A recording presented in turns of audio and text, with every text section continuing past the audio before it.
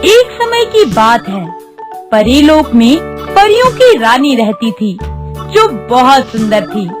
उसकी सुंदरता की चर्चे हर जगह थे। जो भी परियों की रानी को देखता वो बस उसे देखता ही रह जाता था।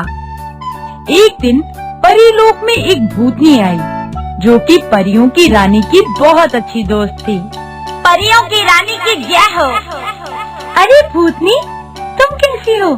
मैं ठीक हूँ, आप कैसी हो? मैं तो बिल्कुल ठीक हूँ। इतने दिनों बाद कैसे आना हुआ? मैं आपके लिए एक निमंत्रण लाई हूँ। कैसा निमंत्रण? भूतों के राजा ने आपको और आपके राज्य की सारी परियों को खाने पर आमंत्रित किया है। परियों की रानी ये सुनकर हैरान हो गई और बोली, लेकिन आपके राजा ने तो पहले कभी ऐसा नहीं किया। फिर अचानक उन्हें ऐसा क्या सूझा जो उन्होंने हमें निमंत्रण भेजा है? क्योंकि भूतों की छवि अच्छी नहीं है।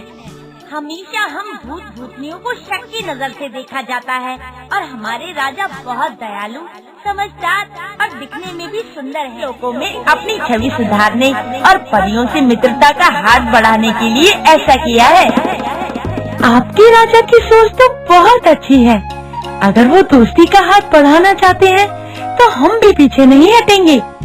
आप अपने राजा से कह देना कि हम उनका निमंत्रण स्वीकार करते हैं। रानी की बात सुनकर भूतनी वहाँ से चली गई। उसके बाद रानी परी और बाकी सभी परियां मिलकर भूतों के राज्य में गई। वहाँ का नजारा बिल्कुल अलग था। सुंदर सुंदर पेड़ पौधे, हरी हरी घास, तरह तरह के फूल। रानी परी ये सब देख ही रही थी कि अचानक उनके सामने बड़ी बड़ी खूबसूरत आंखों वाला एक नौजवान आया और बोला, हमारे साम्राज्य में आपका स्वागत है रानी साहिबा। परियों की रानी ने चौंक कर उस नौजवान की ओर देखा तो वो देखते ही रह गई। वो कुछ बोल नहीं पाई क्योंकि इतने सुंदर नौजवान को भूतों के राज्य में देखने की उन्होंने कल्पना भी नहीं की थी। फिर उस नौजवान ने कहा, आप ऐसे क्यों देख रही हैं? क्या आपको हमारा राज्य पसंद नहीं आया? नहीं, आपका राज्य तो बहुत सुंदर है।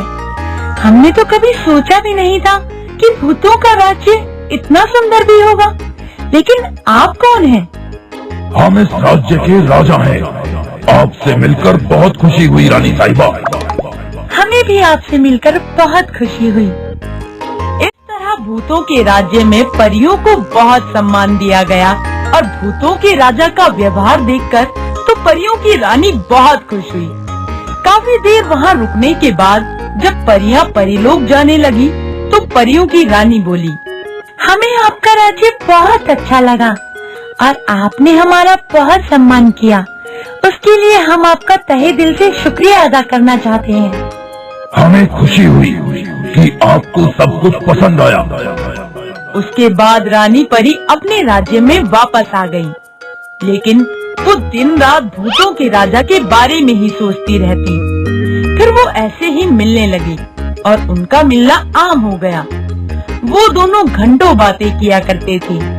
एक दिन परियों की रानी ने भूतों के राजा से कहा, सुनो, हम आपसे बहुत दिनों से कुछ कहना चाहते हैं। हाँ कहिए, क्या कहना है आपको? हम आपसे बहुत प्यार करते हैं। क्या हम दोनों एक नहीं हो सकते? ये तो हमारा सौभाग्य है कि आपने हमें इस लायक समझा, लेकिन ये संभव नहीं है। अपने दिल से नहीं, दिमाग से सोचिए रानी साहिबा। दिमाग से क्यों सोचना? ये संभव क्यों नहीं है? क्योंकि हम एक भूत हैं और आप एक परी। आप हमेशा परी ही रहेंगी, लेकिन हमें ना जाने कब मोक्ष मिल जाए, तब हम आपसे दूर हो जाएंगे। लेकिन भूतों के राजा ने परियों की रानी की बात सुने बिना कहा, बहुत देर हो गई है, अब हमें जाना चाहिए। इस तरह भूतों का राजा वहाँ से चला गया और परियों की रानी उसे देखती रह गई। हेलो दोस्तों, हमें कमेंट करके बताएं कि आपको ये कहानी कैसी लगी और ये भी बताएं कि आप इस कहानी के अगले भाग में क्या देखना चाहते हैं।